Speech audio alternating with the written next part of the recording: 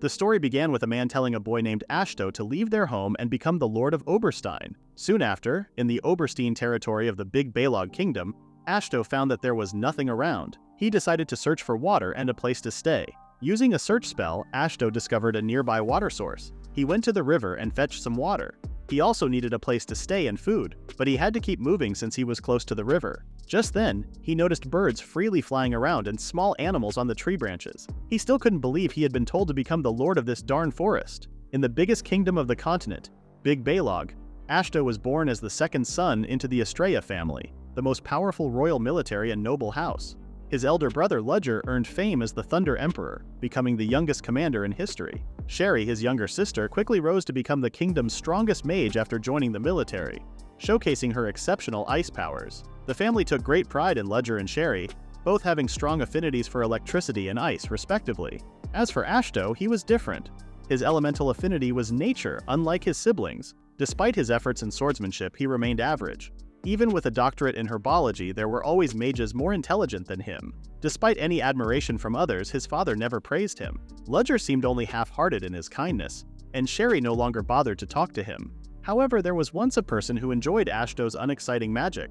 That person was Mayuri, Ashto's childhood friend who stood by him during tough times. She visited to celebrate Ashto earning his doctorate. As a gift, Ashto gave her a necklace, marking the moment he decided to propose to her. He didn't mind being an ordinary person as long as Mayuri remained by his side. His plan was to propose when he turned 18, become self-reliant, work as an herbalist, and spend his life with Muti. Regrettably, Ashto's father arranged for Ludger to marry Muti. It was a political union aimed at strengthening ties between military families. Ashto understood it wasn't his brother's fault, but the idea of Mayuri becoming his brother's wife was too much for him to bear. Ashto summoned up his courage and headed to his father's office. However, when he arrived, he found it difficult to speak, and his father, sensing his silence, urged him to leave. Eventually, Ashto gathered the strength to express his desire to renounce his membership in the Estrella family. His father, taken aback, inquired if Ashto knew about Oberstein. Ashto remembered it as a forest filled with dangerous monsters. His father then revealed that Oberstein was a place where humans and other races had lived ages ago. Despite the lack of knowledge about the area, the Estrella family had been tasked with investigating it. Surprisingly, his father decided to grant Ashto the land, making him the Lord of Oberstein. It dawned on Ashto that his father had already orchestrated a plan to remove him from the family, and this revelation left him stunned. And that's how he found our protagonist in the middle of the forest. He chose not to dwell on the past, so he brought his tools to tidy up the area and try some farming. While walking, he discovered a large tree and decided to make it his base. Ashto then chanted a magic spell, and nearby roots began to move. What he created was a tree man. It opened its eyes and looked adorable. Ashto named it Wood. Wood smiled and started running around Ashto. Ashto then decided to gather some lumber to build a house. However, he didn't have enough hands and he wasn't sure what kind of lumber to use. Just then, Wood tugged at his coat and pointed in a certain direction. Ashto was amazed to find a Phoeba tree and wondered if Wood had understood him earlier. Wood simply responded with a smile. Ashto pumped himself up and used magic to cut down the tree. He understood that he needed a considerable amount of mana to tackle such a sturdy tree. He questioned how long his mana would hold out. The loud thud sounds persisted until Ashto depleted his mana entirely. Unlike Sherry, he lacked a mana recovery skill. To replenish his energy, he chose to sleep and requested Wood to keep an eye on him. Wood, concerned, expressed worry, but Ashto assured him it was just fatigue. Gradually, Ashto closed his eyes and slipped into unconsciousness, while Wood dutifully remained by his side as instructed. Not long after, Ashto woke up and heard a big noise. He looked around and saw Wood carrying a log. Wood stacked the logs and sighed. Ashto was amazed by Wood. Ashto realized he wasn't alone and picked up Wood. They spent their days cleaning the area. It didn't take Ashto long to notice he cut down too many trees. He had enough logs to build 10 houses already. Ashto then told Wood to stop cutting trees and build a house instead. But Wood was busy with something else. The nearby bushes started moving and Ashto wondered if it was a monster. He expected a monster because of all the loud noises. As he got ready to attack with his wand, a girl came out of the bushes and asked him to wait. She said she wasn't hostile at all. Ashto was surprised to see an elf. Elmina, the High Elf, introduced herself to Ashto. Then Ashto introduced himself as the new lord of the land. Elmina wondered if he was from the kingdom and Ashto confirmed it. She mentioned that she had checked the area thinking a monster was causing the loud noises. As Ashto apologized for the noise, he suddenly realized that Elmina was a high elf. An upper-class elf was casually wandering in the forest. Elmina explained that their village was nearby. Ashto was surprised to see a high elf in the forest. as they were usually associated with upper-class status. Elmina mentioned that their village was nearby, making Ashto think the kingdom would be astonished to learn about High Elves settling in the forest. High Elves were rare, unlike regular elves who often worked as herbologists in the kingdom. While Ashto was fascinated by the idea of High Elves in the forest, Elmina revealed her reason for leaving. Ashto inquired, and Elmina began to fidget. She confessed to drinking all of the village elders' secret stash of alcohol, leading to her exile for 1,000 years. Elmina shared more details until she realized she might have revealed too much. Ashto felt disappointed after learning about Elmina's misadventure as a high elf. Elmina had changed the topic and wondered if Ashto would be okay alone in building a house. She said she was good with winds and knew a lot of things. Ashto thought for a while and ended up agreeing to her help because he knew Elmina would be disappointed if he said no. However, Elmina only wanted a place to stay after being exiled.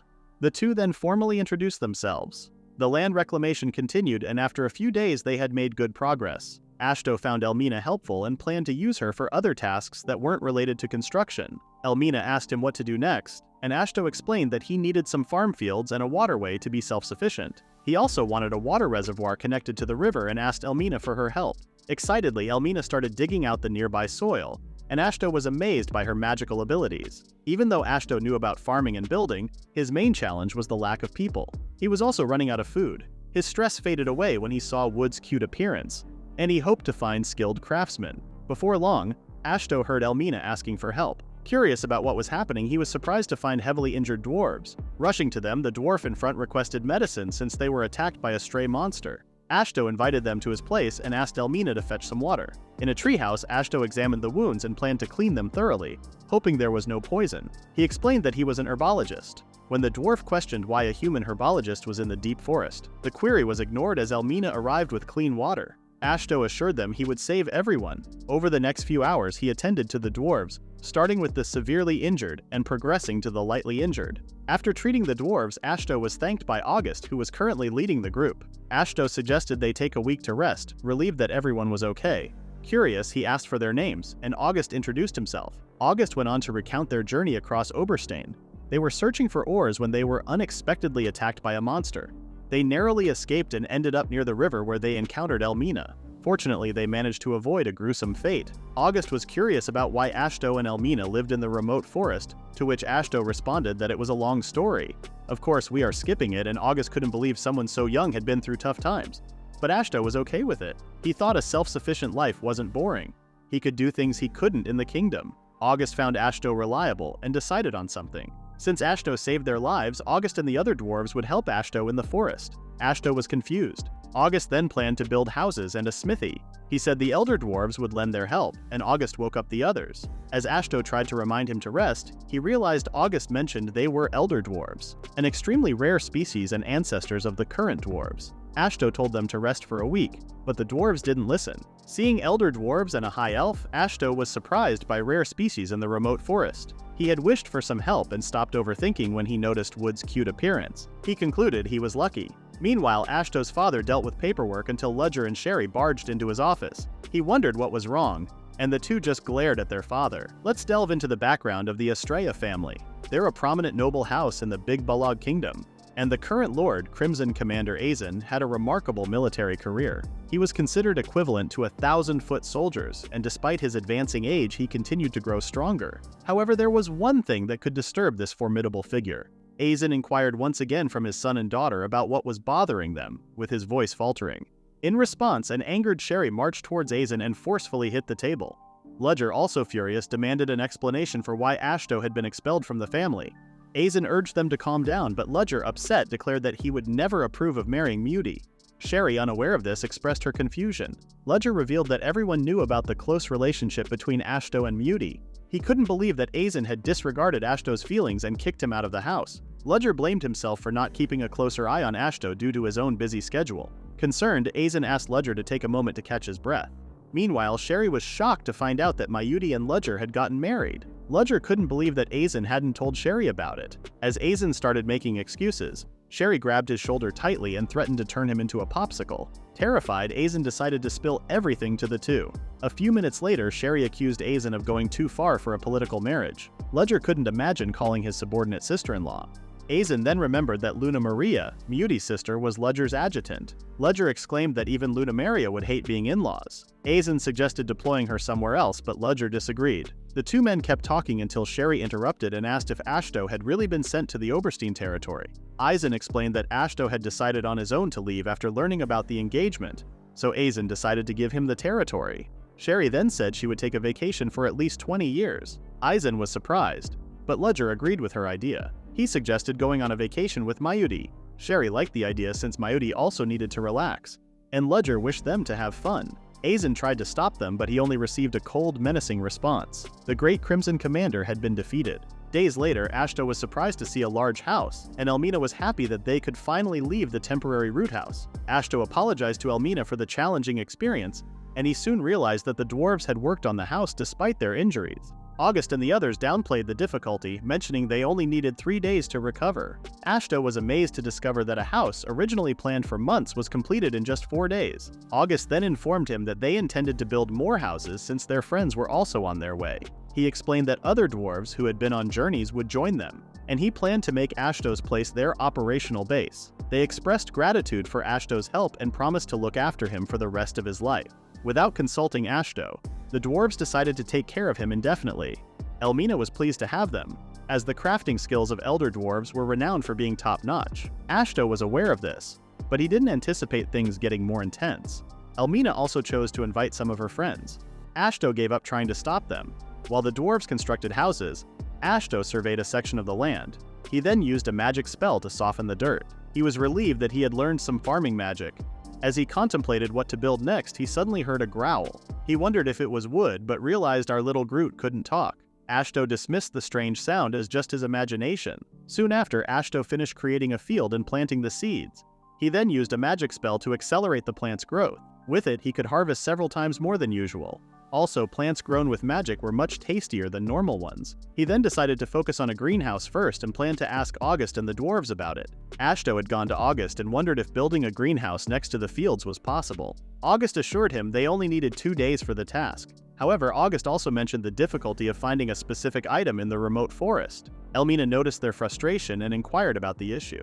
Ashto then explained to her that he wanted to construct a greenhouse but lacked the necessary glass. Confused about its purpose, Elmina learned from Ashto that glass was needed to trap sunlight. August, eager to help Ashto protect his plants, expressed a desire to build the greenhouse. Elmina suggested an alternative, proposing the use of slimes as a replacement. It didn't take them long to gather some slimes. Elmina explained that slimes have a low body temperature, and when heated they become really hard. They then stretch the slime while heating it, and August worked on it until they finally obtained something resembling glass. Ashto expressed amazement at the elves' knowledge, and Elmina reminded him that she was a high elf. August was aware of the unique properties of slimes but hadn't considered using them as a replacement for glass. Ashto noticed that it was even clearer than real glass, and didn't break easily because it was flexible. August then exclaimed that they could not only build a greenhouse but also construct better houses. A few days had passed, and the greenhouse had been constructed. Ashto was quite pleased, even though the inside still seemed empty.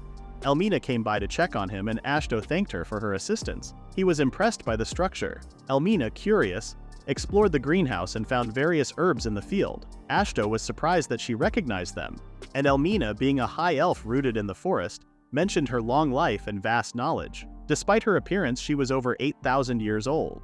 Ashto also remembered that August was even older at over 9,800 years. During their conversation, Elmina offered to teach Ashto about herbs since he aspired to be an herbologist, and because they could be longtime friends. Ashto chuckled, and Elmina expressed her curiosity about the herbs humans used. As they chatted about exchanging knowledge, Ashto heard a slight growl. Distracted, he explained to Elmina that he had been hearing strange voices lately.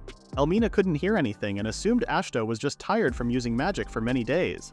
Little did they know, something or someone was lurking nearby. Several days later, Ashto had grown accustomed to working in the greenhouse when an unexpected event occurred. An earthquake shook the surroundings, causing concern that the greenhouse might be damaged. To add to the surprise, a creature emerged behind Ashto, revealing the source of the recent forest commotion. This creature speculated whether Ashto was manipulating the mana on the ground. To Ashto's astonishment, a dragon materialized, interrupting the moment. Contrary to expectations, the dragon didn't appear menacing. Instead, it nonchalantly yawned while pondering how long it had been since a human ventured into the forest. The dragon felt fortunate to encounter someone with a similar affinity. Despite feeling scared, Ashto dropped to the ground trembling. Reassuringly, the dragon told him not to be afraid, as it had no intention of eating him. Deciding to assume a more human-like form, the dragon then took its human form, a beautiful woman with a deadly rack. She then wondered how she looked like.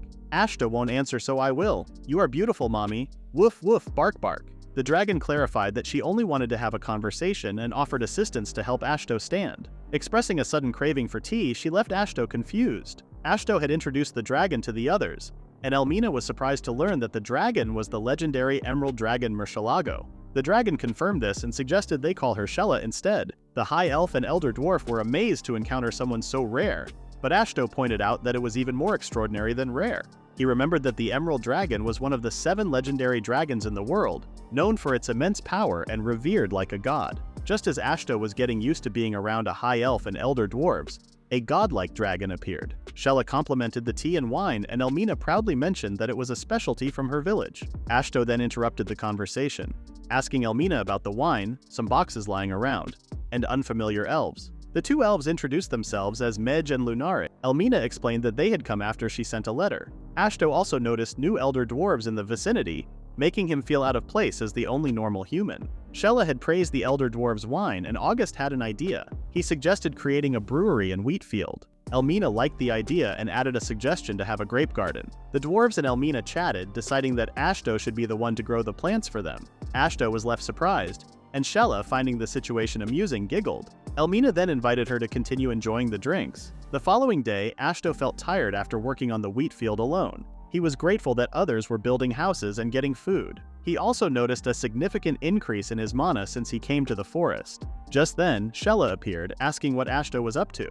Ashto explained that he was taking a break after using his mana for the wheat field and grape garden. He mentioned having more work to do with the vegetable field and greenhouse. Ashto worked hard on his own, and Shella, seeing his effort, decided to help. She handed him something to eat, making sure he swallowed it. It seemed a bit weird. Ashto felt uncomfortable, wishing it was someone else. Shella then asked how Ashto was doing, and he suddenly felt lighter. She explained that her blessing would ensure he never had to worry about running out of mana, and his magic would get stronger. She said they were compatible because they both had a strong connection to nature. While Ashto looked confused, Wood started to tremble and grew in size. Surprisingly, Wood began talking, saying, I am Wood. Ashto was surprised and found it amazing. Shella explained that Wood grew because Ashto's magic had also grown.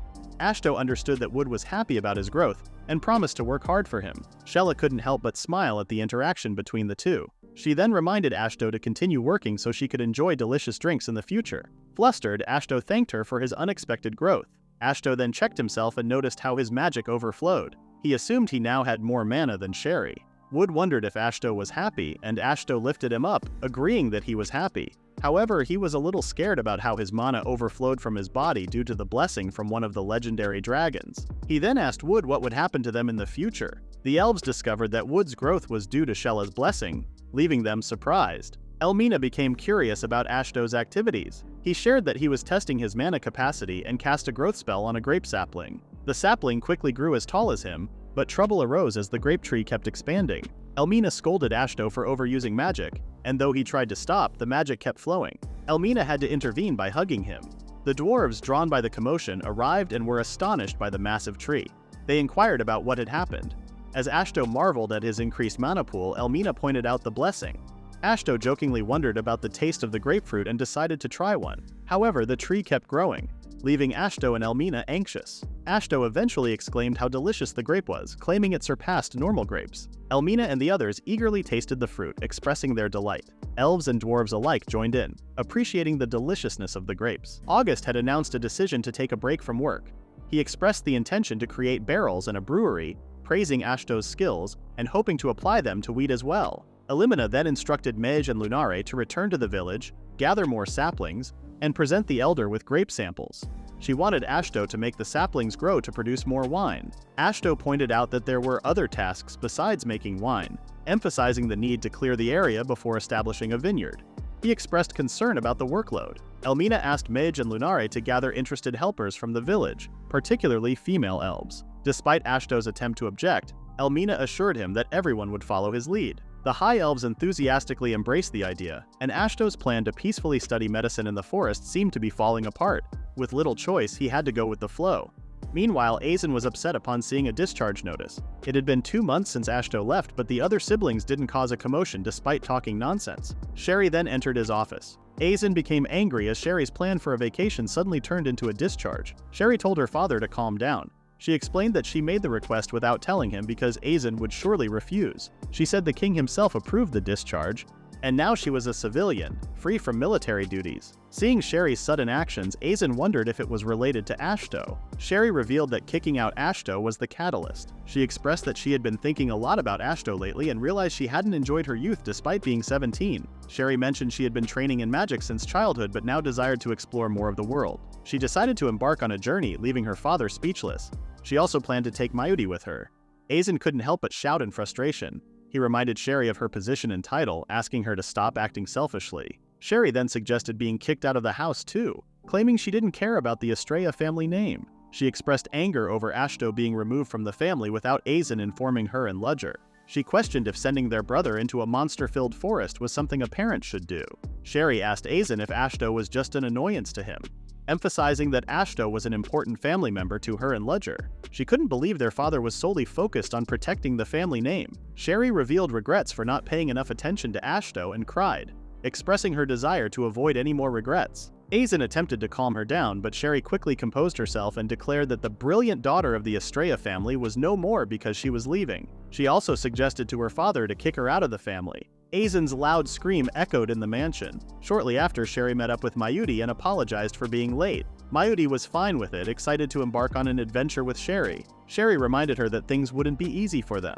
Mayuri just wanted to see Ashto again since she missed him. Sherry smiled and wondered where her brother was, as Oberstein is vast and undeveloped. Sherry warned Mayuri about monsters in the area. She apologized for taking too long to settle on a date to leave since her proposal took a while to get approved. However, Mayuri was fine with it since she also needed time to prepare to leave her family for good. Sherry was surprised that Mayuri also left her family. Mayuri claimed it was all thanks to Sherry and Ludger. Sherry expected that she would get kicked out soon too. Mayuri shared that Ludger came to her to apologize for getting dragged into Aizen's whims. He was bowing so hard on the floor that his forehead was bleeding. Luckily, Luna Maria was there to stop him. The two hoped the ones left behind would get closer, as Ludger and Luna Maria suited each other in the first place. Mayuri wished for their happiness. Sherry smiled and claimed Mayuri would also find hers. Mayuri wished for Sherry's too, and the genius magician became flustered. Mayuri then grabbed Sherry's hand and reminded her to find Ashto. Sherry agreed to find the idiot who thought his love life was over. Shortly after, Ashto completed the task of making the grapes grow in the vineyard.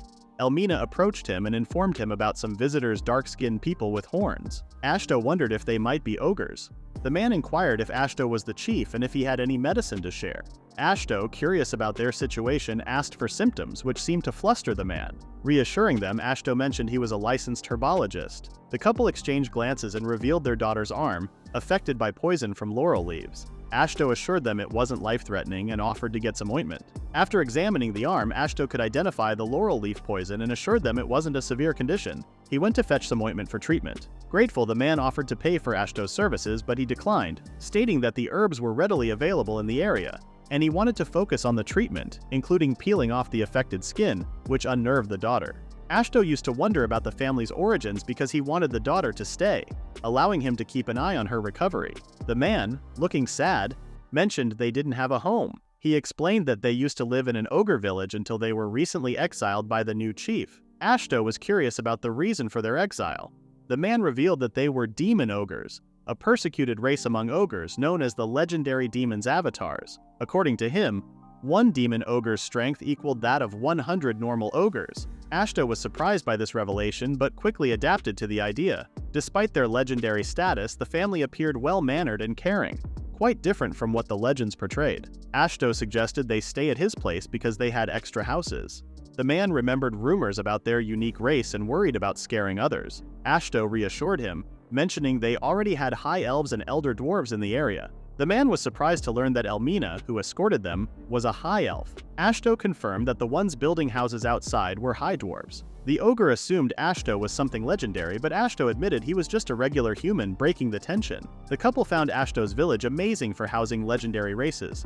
But in Ashto's eyes, the demon ogre family was even more legendary. So the demon ogre family had moved into one of the houses that August had built. The family consisted of Balgildo, Armo, Norma, and Shinha. During a hunt, Elmina was shocked to learn that Balgildo and Armo were siblings. Oh, siblings marrying? Sweet home, Alabama. Balgildo explained that it was normal for them to marry within the family because their race valued strength above all. According to him, children born within their blood would grow into strong, sturdy adults. Jigachad casually explained this while hunting a huge snake monster. Balgildo and Elmina managed to defeat the snake monster and brought it back home. August and Ashto wondered how long the meat from the huge snake would last for them. Balgildo was confused because it was normal for their race to hunt such monstrosities. Ashto couldn't say anything, and August announced the start of a feast. Since then, Balgildo always hunted and provided spoils every day. They had so much food that they had to build a storage room. Ashto was glad that the ogre demon family came, and the settlement was able to eat meat, not just vegetables. Just when Ashto felt happy that their lives were getting better, Elmina came over and exclaimed that the grapes he grew were a hit in their village, and some grape farmers would come over. She wanted to build more vineyards to grow different kinds of grapes. However, Ashto was unimpressed since he would be forced to use his magic again to grow the grape plants. He claimed he was happy seeing how the plants grew well and fast, but didn't want to use his magic to disrupt the natural order. Elmina whined as their plan was already in motion, but Ashto only wanted to help for the bare minimum. Elmina reminded Ashto that he used to be the lord of the land and should make an effort for the residents. Ashto then realized something. Did the races living in the land know that his family owned the territory? Elmina mentioned that at least their High Elves village recognized the presence of a human kingdom nearby. However, she pointed out that the forest originally didn't belong to anyone, and Ashto was the first one to settle in. In her eyes, the land belonged to Ashto and they needed his permission for everything they did on the land. In the end, Elmina still asked for permission to build more vineyards. Ashto gave in and agreed, but promised to use the growth spell at the bare minimum. Elmina was happy and relied on Ashto to grow the plants while they built the brewery. She also reminded him that about 10 grape farmers were coming and then left for work. Ashto had been surprised when he suddenly heard about new people arriving. He could only sigh at the news. Shella mentioned how lively Elmina had been, praising her for being a good girl.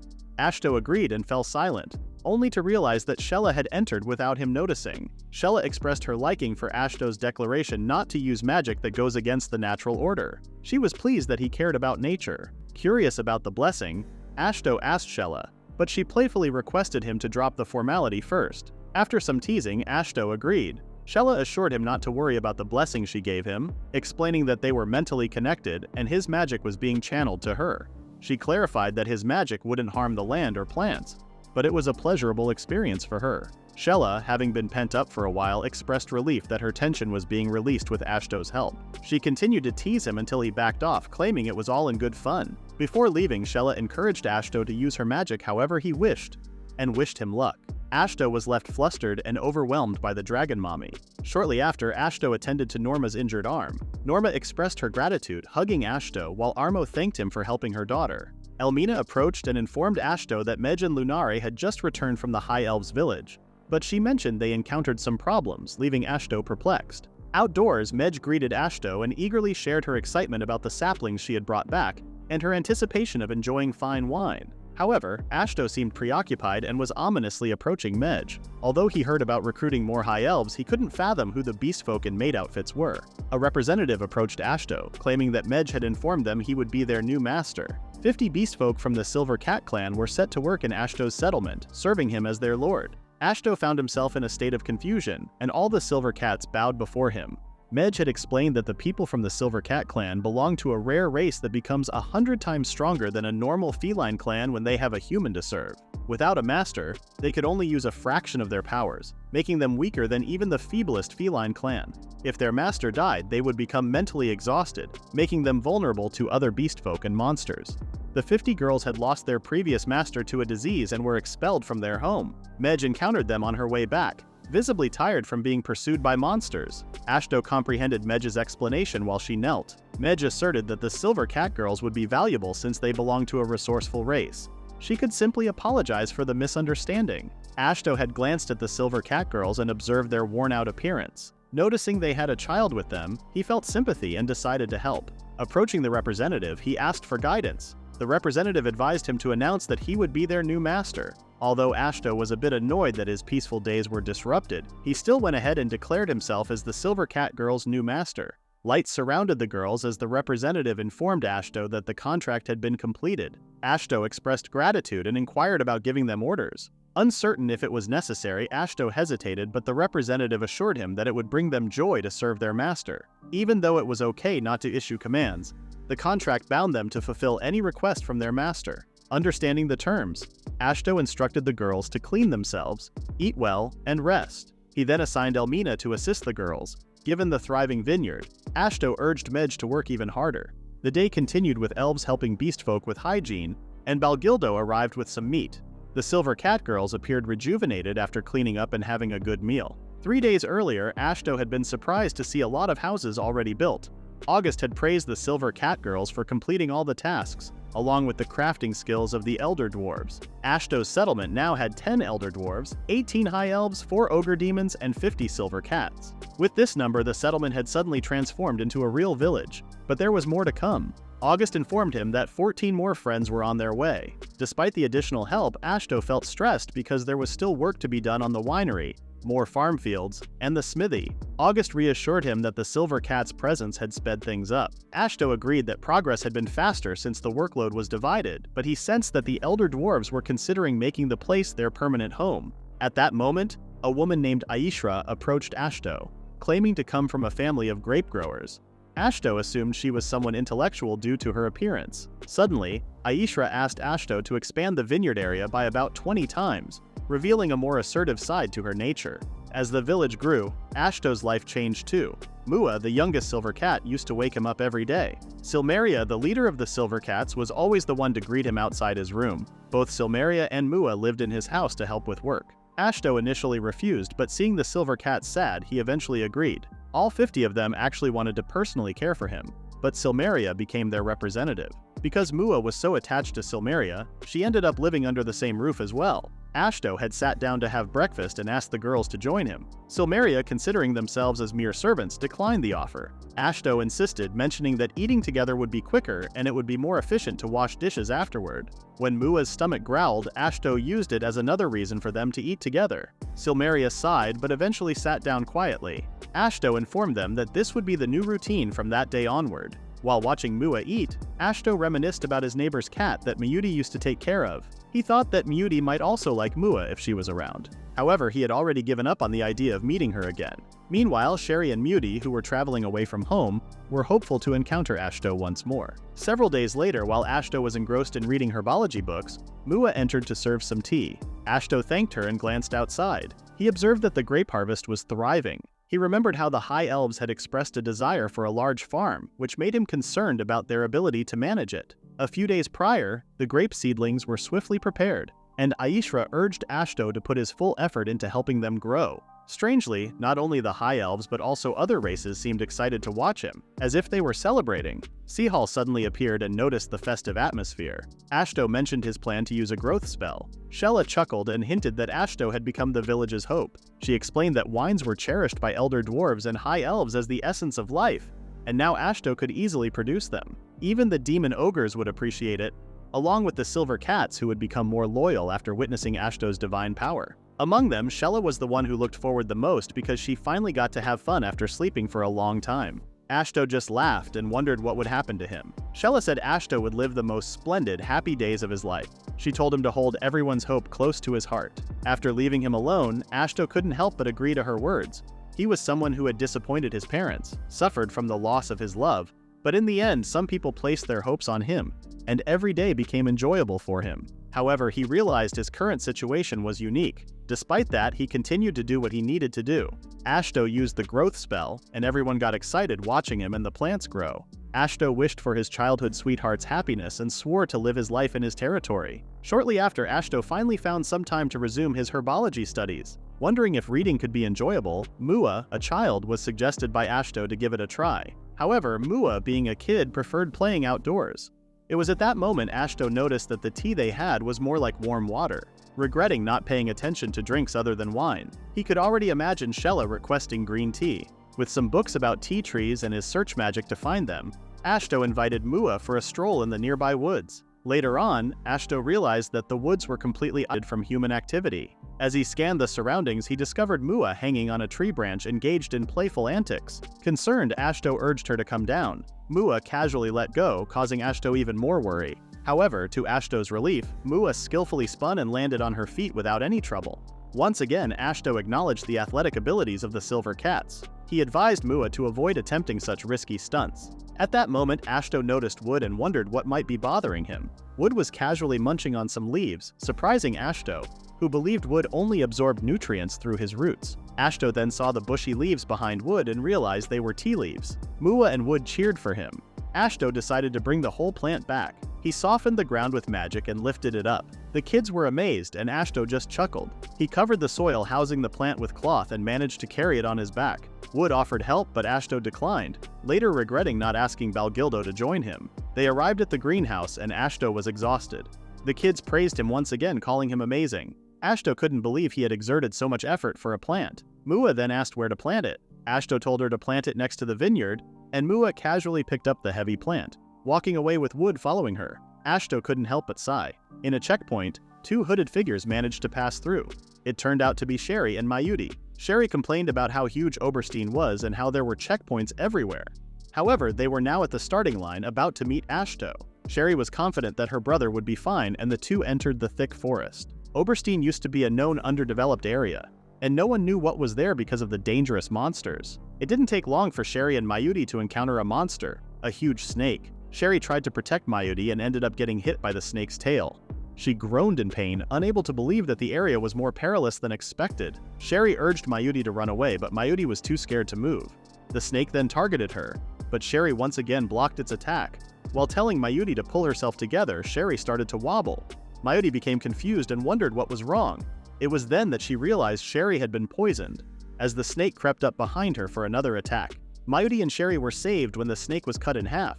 Mayuri glanced back and saw the demon ogre family. Balgildo seemed puzzled to encounter humans, and Shinha noticed one of them was injured. Mayuri recognized their ogre-like features, though they appeared larger than she had heard. Balgildo then inquired if the snake had poisoned Sherry and asked if Mayuri could neutralize it. When Mayuri shook her head, Balgildo suggested they go to their village because their chief was a skilled herbologist. He then asked Armo and Norma to carry Mayuri and Sherry since they were women. Shinha was told to carry the snake's head. Armo reassured Mayuri, saying they would be fine, and Norma easily carried Sherry. Everyone hurried back to the village, and Mayuri was surprised to find a village with elves, dwarves, and silver cats. Armo led them to the chief's house, and Norma assured them that Sherry would be okay. Mayuri pictured the village chief as an elderly elf or beast folk. Little did she know it was actually her sweetheart. Norma burst into the house, saying someone had been hurt. Silmeria scolded her for not knocking, and Norma said sorry, then went to find their chief. Silmeria said the chief was in the greenhouse and wondered who was hurt. Armo came in carrying Sherry, and Silmeria told them to take her to the examination room.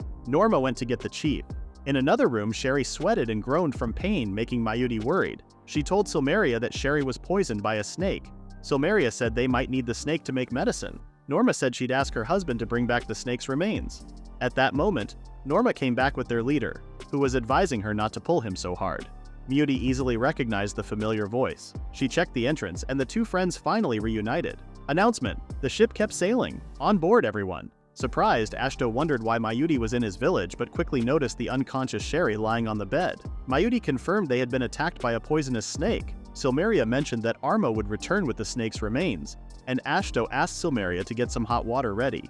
Ashto had numerous questions in his mind, but he knew he had to prioritize saving his sister first. With Silmeria's help, Ashto took care of Sherry gently. After some treatment, he assured Sherry would recover soon. Ashto then asked Silmeria to prepare a room for Mayuri, and the maid left them. Ashto and Mayuri sat quietly for a moment until they realized time had passed. Awkward silence filled the room again. Ashto then inquired why they had come to Oberstein, and Mayuri said it was obviously to find him. Ashto was surprised and recalled something about Mayuri. Mayuri explained that she wouldn't marry Ludger, and both Sherry and Ludger helped to end the engagement since Ludger was also against it from the beginning. She mentioned Luna, Ludger, and Sherry's support in reaching Oberstein. Ashto asked if it truly was to find him, and Mayuri confirmed, but suddenly seemed disappointed for being late. She hadn't expected to find Ashto living with a beautiful woman like Silmeria.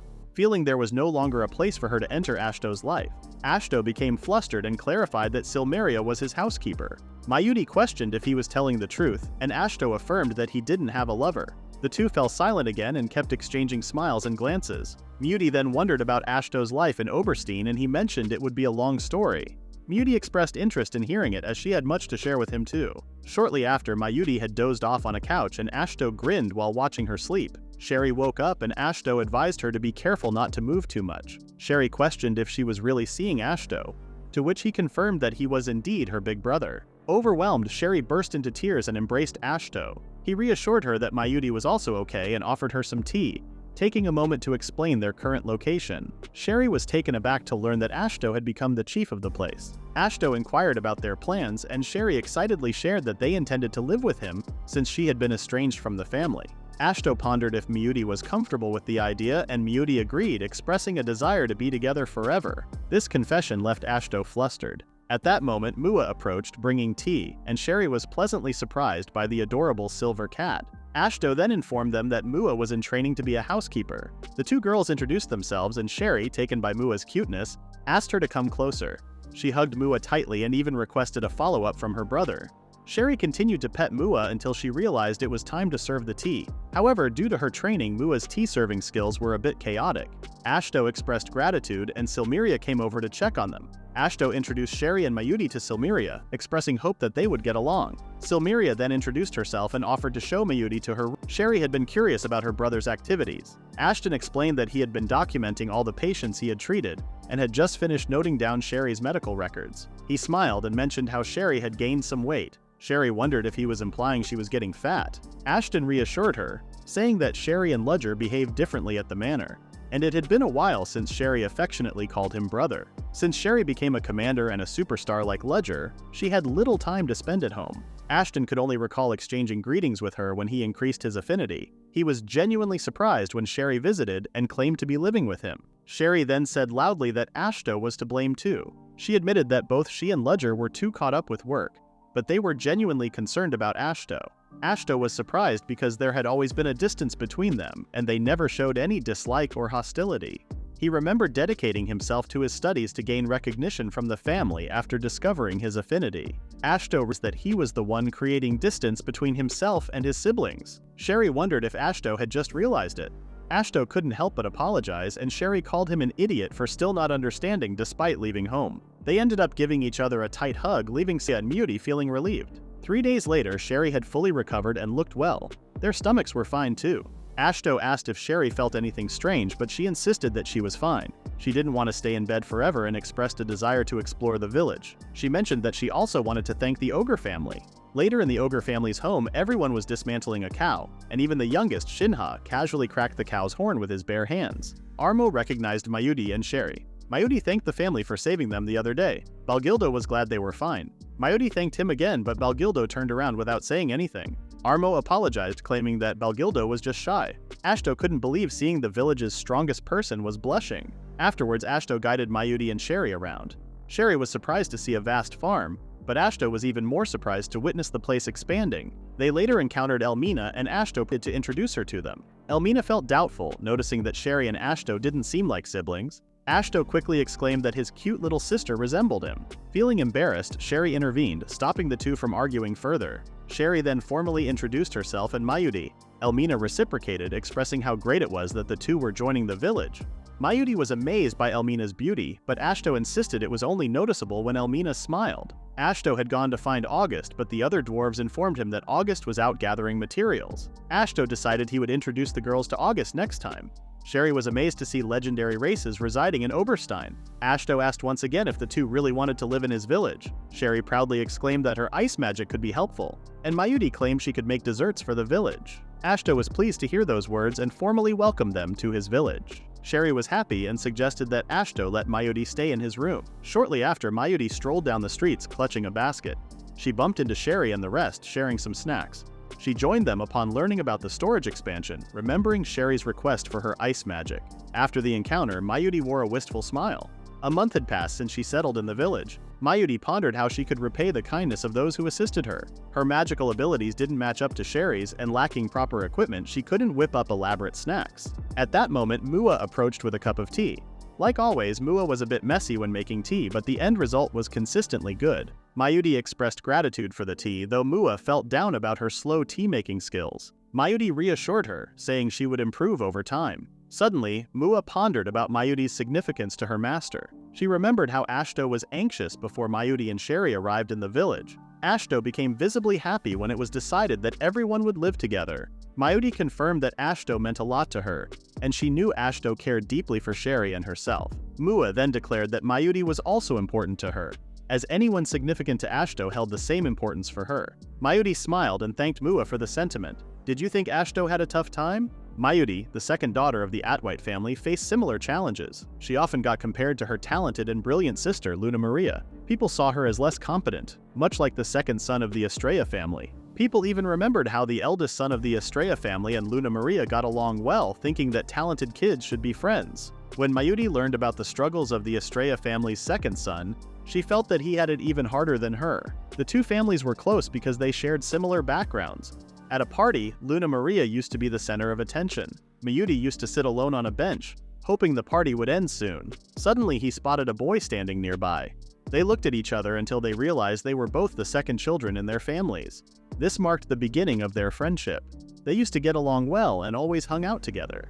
They used to sneak out with Sherry to play games in the city or go on adventures to the mountains. They led normal lives as children until they turned 15 and discovered their special abilities. Ashto, upon realizing his connection with nature, became deeply absorbed in his studies, rarely leaving the house. Mayuri, on the other hand, found herself with an affinity for explosion magic, a crucial skill in the mage army.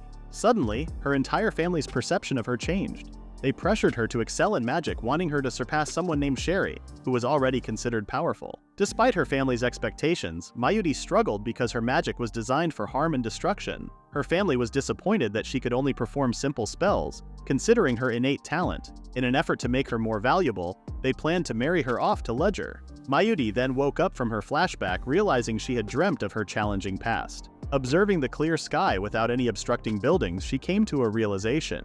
Leaving Mua, who had just woken up, she hurried away. That night, everyone gathered in an open space. Elmina was curious about what was happening, and Ashto said Mayuri had asked everyone to come outside to see something special. Mayuri appeared and expressed gratitude for their presence, mentioning that it had been a month since she arrived. She wanted to give something back, even though she considered herself not very capable. Mayuri then waved her wand and instructed them to enjoy the view. She shot something up into the sky, and everyone watched as a single magic spell drew a line until it vanished. Moments later, fireworks illuminated the night sky, leaving everyone impressed and amazed. People of all races were delighted to witness something beautiful, resembling flowers blooming in the night sky. Ashto recognized it as Mayuri's spell called Brilliant Fire, an original creation since she couldn't learn offensive magic. Led by August, everyone went to get some drinks to enjoy while marveling at the display. Mayuri asked Ashto about her magic, and he complimented it as beautiful. Bro, why not just call Mayuri beautiful, not just her magic? Another day comes and we see some chicken like Ashto, the chicken who doesn't say his feelings directly. Mayuri visited the barn to collect milk and eggs, expressing gratitude to the elves. In return, the elves were thankful too, enjoying the delicious snacks Mayuri shared. Even Shinha and Norma began requesting different kinds of treats. It had been 2 months since Mayuri and Sherry arrived. Sherry used her ice magic on every home's refrigerator, allowing everyone to store frozen food. The cool drinks she created became a favorite for everyone. Meanwhile, Mayuri consistently baked goods and shared them with all. With Silmeria and Mua, Ashto's house became more vibrant with the addition of Sherry and Mayuri. Initially feeling the house was too big, Ashto now thought it was just perfect. Every day used to be filled with happy smiles, but there was something bothering Ashto. One night he headed to the basement, pondering whether whiskey would pair well with wine. Complaining that everyone drank too much, Ashto caught the attention of Silmeria, who wondered what was bothering him. Ashto explained he was thinking of conducting an experiment. Ashto pointed out the shortage of alcohol for everyone, and Silmeria agreed, having heard the same from the dwarves and elves. The village's homemade alcohol wasn't ready yet, prompting Ashto to contemplate using his growth magic to expedite the maturation process. He decided to start with his personal barrels, and Silmeria supported his idea. She questioned Ashto about his discreet behavior, and he replied that he didn't want to attract a crowd and wasn't sure if it would even work. Silmeria observed Ashto as he waved his wand and cast the growth spell on one of the barrels. The basement filled with light, and the barrel began to shake. The shaking intensified, and Ashto realized that the wood of the barrel was also growing. After stopping it, they assumed the wine had matured for about 10 years. Silmeria came over with a wine glass. Ashto then opened the barrel's cork, and a sweet, tangy smell covered the area. Ashto and Silmeria were flustered, and they could see that the quality was better than any wine they had before. Ashto then drank the wine and his eyes widened. He couldn't really describe it in words, but it was good. Silmeria then tried it, and her whole body jolted. Ashto concluded that the experiment was successful. After that, Ashto decided to use the growth spell on all wines stored in the whole village. Elmina was impressed and claimed that she should hurry up with her plans. Ashto wondered what plans, but Elmina kept it as a secret from him. Looks like the dwarves were also getting excited. Several days later, the village had new visitors called the Demon Hounds. Ashto came over to introduce himself along with Balgildo and Sherry as his bodyguards. Sherry claimed the hound dogs should have been extinct a long time ago, and Balgildo confirmed that he hasn't seen them before. The Demon Hound's representative had approached Ashto and requested shelter for his group upon hearing rumors about Ashto's village being a home to various races. He went on to explain that their village had been struck by a plague, leaving only a few survivors who started wandering. Ashto inquired why they believed his village welcomed rare species. The Demon Hound clarified that there was a rumor about a human gathering rare creatures to build a village and develop the land, and Sherry thought it matched Ashto's village description. Sherry then asked Ashto to allow the Demon Hounds to take refuge in the village. Ashto agreed, emphasizing that they should share responsibilities like everyone else. The Demon Hound proudly mentioned that the men excelled in hunting, while the women were skilled at sewing. After Ashto heard the news, he decided to appoint Balgildo to lead the men, and Sherry to take care of the women. While considering asking the dwarves to build more houses, Ashto spotted a child among the Daon Hounds. It turned out to be Liara, who someone claimed was unique. Typically, Daon Hounds give birth to 3 kids, but Liara was a rare case, born alone. Sadly, her parents had succumbed to the plague. Mua then noticed that Liara had an injured foot and suggested that Ashto could heal her immediately. Ashto requested the Daon Hounds to entrust Liara to their care while they were given a tour of the village. In the treatment room, Ashto noticed that Lyra had symptoms similar to Norma's before, but Lyra's condition was much worse. Ashto advised her to rest for a few days to recover. Lyra seemed anxious, but Ashto assured her that she would heal. Ashto then asked Muti to keep an eye on Lyra while he would ask permission from the Demon Hounds to let her stay for a few days. Muti silently watched over the frightened Lyra. Suddenly, Mua approached Lyra and asked about the origin of the Demon Hounds. Madi tried to intervene, but Mua persisted in talking to Lyra. Mua shared that she and her mother, who were from outside the forest, had a tough life after their previous master died. However, everything changed for the better when they met Ashto. Mua described how everyone in their group was always smiling and having fun every day. She assured Lyra that she would soon experience the same joy. Lyra expressed her concern about not having siblings to talk to. Unlike everyone else, Mua suggested that Lyra talk to her instead, promising to play with her once she got better. Muti smiled, observing the budding friendship between the two girls. Shortly after, cotton had become a prevalent material in the village for the Demon Hound women to use in fabric workshops. They crafted clothes for the residents, while the Demon Hound men, including Balgildo, participated in hunts. The village, originally centered around a massive tree, started expanding. Ashto was astonished to encounter sheep nearly the size of a house. A Demon Hound explained that these were king sheep, known for producing the best wool. Ashto was pleased to see them, though Balgildo claimed to have brought them back in response to Ashto's request for wool. However, Ashto had not anticipated such monstrous creatures. Balgildo reassured him that the king sheep were trained. Eventually, Ashto approached the elder dwarves and requested the creation of a large ranch to house the king sheep. In the greenhouse, Ashto examined the plants he grew and sensed something missing. He thought about it until he noticed Shella behind him. Shella, seeing Ashto troubled, offered to show him some interesting plants. Though Ashto feared the worst, Shella assured him not to worry and presented 3 types of saplings. She recommended growing them in the greenhouse, assuring Ashto that he'd like them. Before he could ask how to grow them, the mommy dragon disappeared from sight. A few days later, Ashto planted the tall sapling in a separate soil bed, and the 2 smaller ones in a pot. The appearances of the 2 smaller plants seemed eerie to him. The tall one looked normal, but the leaves were unfamiliar. Worried that his growth spell might turn it into something strange, Ashto hesitated. Eventually, curiosity won over fear, and he decided to grow the sapling cautiously.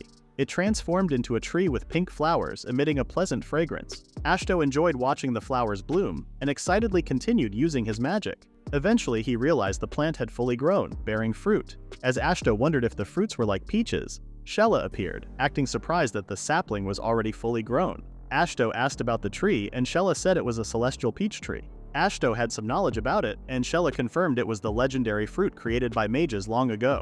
Shella got the sapling a long time back when mages were called celestials. She mentioned that the fruits could be turned into delicious wine by soaking them in water overnight. Shella assured Ashto that the fruits were edible as they were, and suggested harvesting them.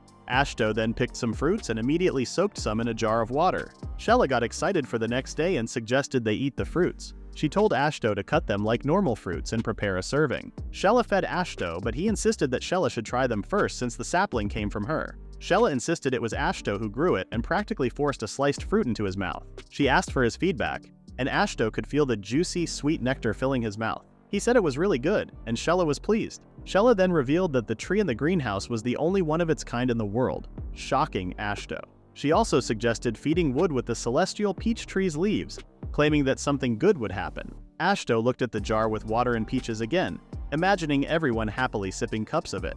The following day the jars were opened and everyone eagerly looked on. Elmina and August questioned whether the liquid inside was truly wine made from the new peach tree. Ashto took a sip, and his expression said it all. It tasted fantastic.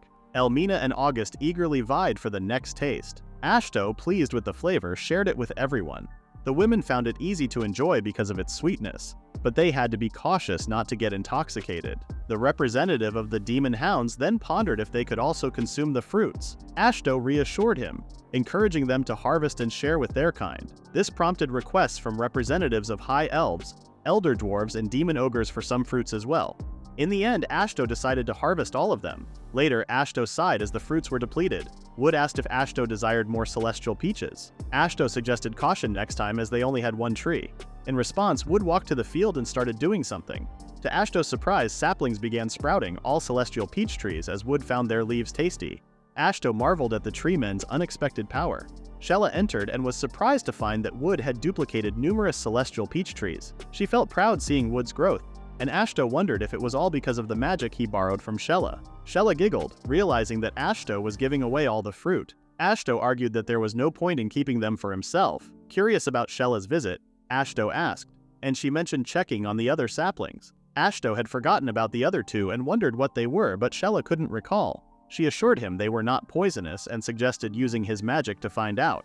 Ashto decided to use his growth magic on the two saplings. They glowed for a while, but nothing happened.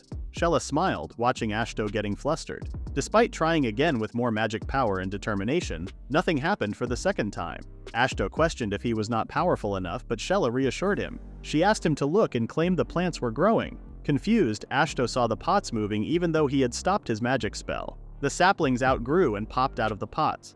Two girls with leaves on their heads appeared, leaving Ashto bewildered. Meanwhile, Miyuti baked a celestial peach pie, and Sherry praised both Miyuti and Silmeria. Miyuti mentioned it was a sudden idea, and Silmeria thought it would be popular with both kids and adults. Lyra and Mua returned home and noticed a delicious smell. Miyuti then told them to wash their hands before eating. Miyuti was happy that they had different ingredients that could be used for various snacks and desserts. Once the kids finished washing their hands and started eating, everyone heard Ashto coming back home. Sherry and Miyuti went to greet him but soon wore surprised expressions. They wondered who the kids clinging to him were. The two kids greeted back with cute smiles.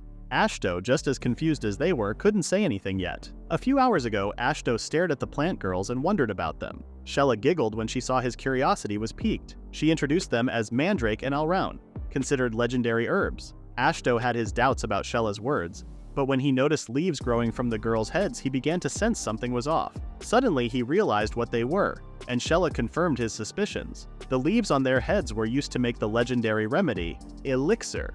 Elixirs were known as a cure-all and were created by Genius, one of the legendary dragons known for its wisdom. Currently, only 2 elixirs existed, one in the treasure chambers of Big Baylog Kingdom, and the other in the Kingdom of Dragon Road. The recipe for it was a mystery, and 2 of its ingredients were found growing on the heads of these little girls. Suddenly, Mandrake and Alraun embraced Ashto.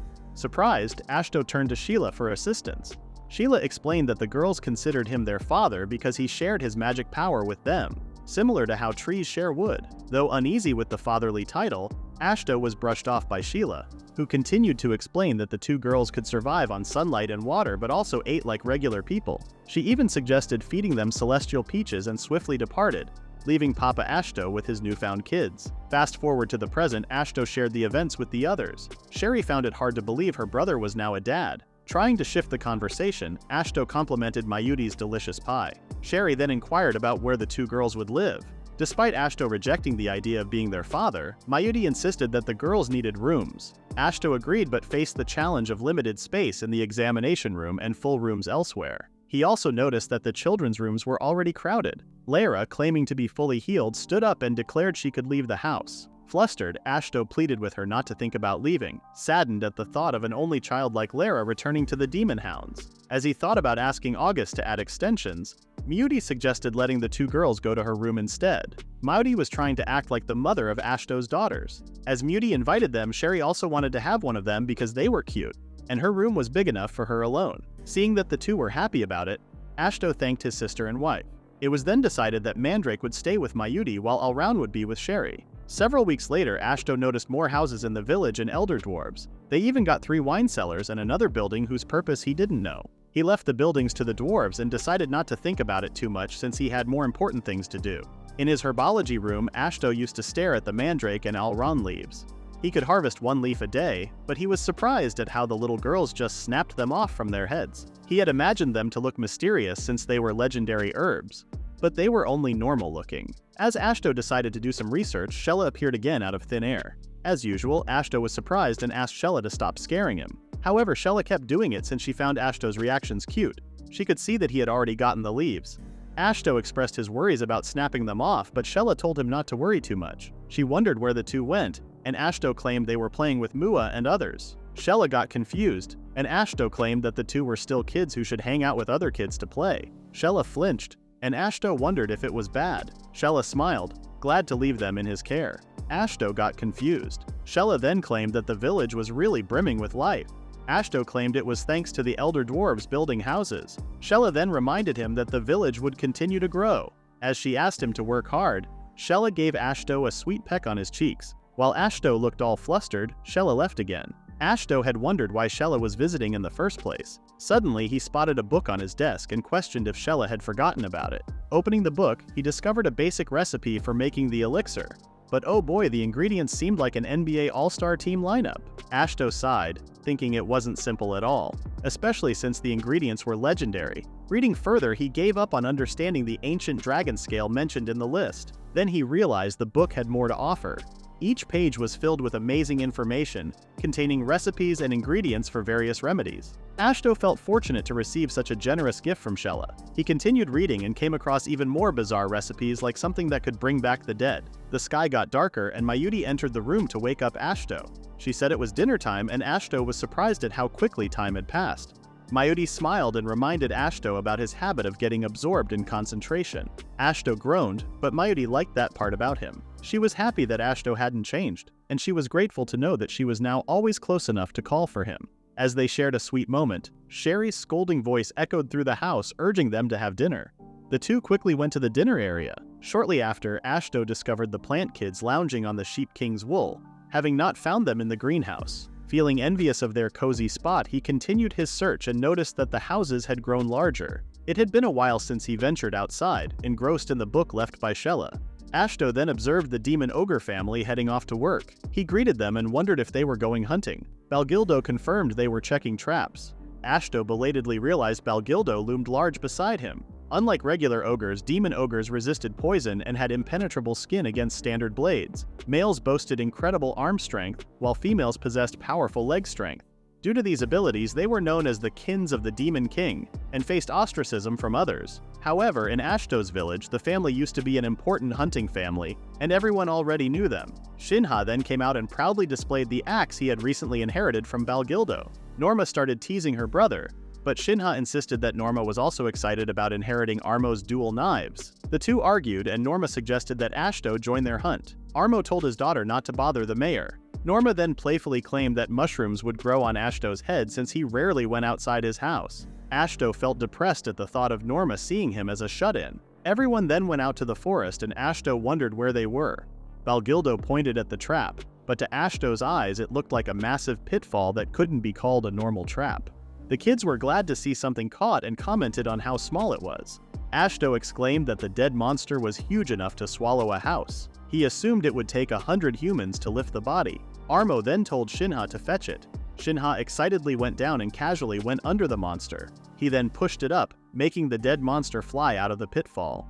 Ashto was left speechless. As Ashto started feeling foolish for getting scared on his own, the demon ogre family began cutting some parts of the dead monster. Ashto got startled when he saw the demon ogres opening the monster's stomach, and he wondered what they were up to. Shinha then explained that they were spreading the blood and smell to attract other monsters for hunting. Ashto then spotted some wolves emerging from the bushes, and Shinha eagerly pulled out his axe. He started hunting the other monsters, and the surprised Ashto could only quietly accept the splattered blood that followed. Balgildo wondered if Ashto was okay. He apologized, mentioning that they didn't intend to frighten their mayor with their method, and he assured Ashto that this type of hunt was normal for them. Ashto had forgotten they were in Oberstein, a place full of monsters where no humans dared to go. Suddenly, Balgildo sensed something and asked who was nearby. Ashto wondered if more monsters were around, but instead a little kid emerged from the bushes. Observing her features, Ashto noticed that the child resembled Balgildo and his family. The kid began to cry, and Ashto in response helped her up, discovering a scraped knee. He applied some ointment and reminded her to let it dry. Ashto couldn't help but wonder if she had become separated from her parents and questioned where they might be. As the girl pointed in a direction, a giant person blocked Ashto's view and stared at him. Ashto couldn't say anything and questioned if he was dreaming. The girl then introduced the giant man as her father and explained how she had fallen and Ashto had helped her. The man continued to stare at Ashto and silently nodded. Realizing that the man wasn't a threat, Ashto asked if they were demon ogres. The man confirmed, and Ashto was surprised at how gentle the giant man's voice was. Ashto asked him to wait and consulted Balgildo for confirmation. Balgildo verified that the man was indeed a demon ogre. Ashto wondered why the man looked anxious, and Balgildo admitted he was nervous because he had never met someone of the same race before. He was just uneasy about meeting new people. Since Balgildo couldn't provide much help, Ashto gathered his courage and informed the demon ogre that he had a village nearby. The man questioned if it was acceptable for a demon ogre to live with humans. Ashto assured him that they even had other legendary races in the village. The man took a moment and mentioned he had a family, to which Ashto agreed to welcome them. Ashto had introduced himself and Balgildo's family. The little girl introduced herself along with her huge father named Diamdo. Ashto found it challenging to get used to the immense quietness of Diamdo. Suddenly, two more demon ogres appeared, Diamdo's son Kirinji and his wife Nima. Ashto then instructed them to follow him to their village. On the way to the village, it was awkward and silent. Ashto tried to break the ice by discussing their assistance in carrying the spoils and the village's wine, but Diamdo responded with short answers. He also attempted to engage Kirinji and Shinha in conversation, but only Shinha replied briefly. The awkwardness made Ashto feel disheartened. Diamdo wondered why Shinha called him mayor, and Ashto confirmed that he had become one. Diamdo realized that Ashto was the person in the rumors gathering rare races. Ashto was curious about the origin of the rumor. Diamdo didn't expect Ashto's village to have demon ogres as well. Ashto then inquired about Diamdo's family, and Diamdo quickly affirmed that they were exiled, just like Balgildo's family. Ashto suggested relocating Diamdo's family to his village since they had plenty of spare houses, and Balgildo's family was already there. Diamdo felt a bit nervous as they had never met other demon ogres before. Ashto advised him to speak normally. Ashto felt happy that Isla seemed friendly. He decided to create a chance for the two families to connect. Ashto brought Isla to Norma and introduced them, encouraging Norma to be friends with Isla. Norma admitted feeling nervous, but Ashto reminded her of how she made friends with Mua and Lyra. Isla then introduced herself, and despite feeling a bit awkward, Norma did the same. Later, Ashto shared the situation with Diamdo, emphasizing how even small things could turn into opportunities. He suggested that Diamdo invite Balgildo for a drink, thinking their families could get along. Diamdo agreed with a smile, saying he would give it a try. However, things took an unexpected turn. Instead of a friendly conversation, Ashto witnessed the two demon ogre fathers punching each other as if they were in a boxing match. That is the end of the recap for now. Please read the pinned comment about the next part.